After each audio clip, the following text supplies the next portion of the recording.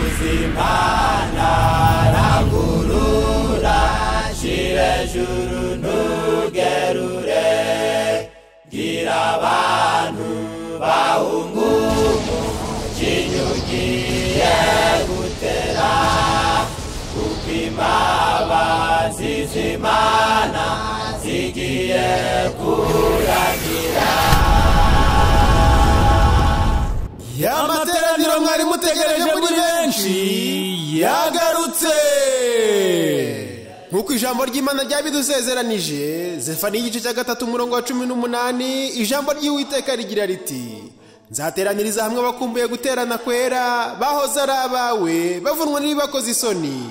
Mu rwego rwo kwamamaza ubutumwa bwiza mu isi yose no kwiteguza abantu kugaruka kwa Yesu, ababwiriza ubutumwa bwiza bw'ivugurura n'ubugorozi babategura igiterane mpuzamahanga kizabera ku ikoranabuhanga. Ni uguhera tariki ya 25 z'ukwezi kwa kabiri kugeza tariki ya 3 z'ukwezi kwa gatatu muri uyu mwaka wa 2024. Muzajya mukurikirana amateraniro mu buryo bukurikira: guhera ku wa mbere w'isabato dimanche kugeza ku wa nyuma, amateraniro azatangira saa 11 kugeza saa 12 n'igice za mu gitondo na saa 1 kugeza saa 3 za nijoro ku masaha y'i Kigali mu Rwanda. Nibigera ku isabato no kuwa mbere w'isabato tariki 23 uyu mwaka, kizaba ari igiterane giteye ubwuzu, kizaba giteraniye misi yose binyuze ku mbuga nkoranyambaga nka YouTube channel ivugurura n'ubugorozi, Radio Raizi ijwi ry'ubugorozi, Radio King ijwi ry'ubugorozi, Radio Izuba ivugira kuri FM 100.0, RC Rusizi ivugira kuri 89.8 FM, ndetse na website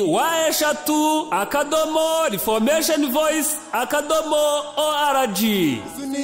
Yasuni uhamagara kanafita gaita kabagiye kurimu yarabanyarabacunguye abewe kumuhogo kandi wimushabuza imibuzigorogota binaguhubugi. Waba ukeneye gusobanukirwa n'ukuri kweza kw'igihe dusohoyemo? Ukeneye kumenya inkomoko y'indwara, uko wazirinda n'uko wazivura? Ukeneye gusobanukirwa ingingo zikomeye zo muri Danieli n'ibyahishuwe? Ukeneye inama nziza zakubaka umuryango wawe? Ibyo byose ndetse n'ibindi byiza byinshi ni muri aya materaniro, ntuzacikwe kuva atangiye kugeza asoje. Ukeneye ibindi bisobanuro wahamagara akamenyetso ko guteranya 250 78 68 53 25 7 cyangwa akamenyetso ko guteranya 250 78 84 76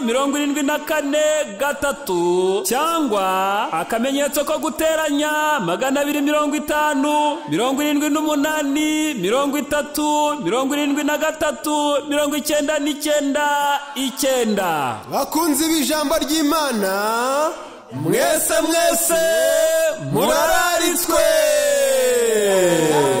Ijambo ry'umukiza agoja menye na bose nyamara wari umuti kuba afite kwizera.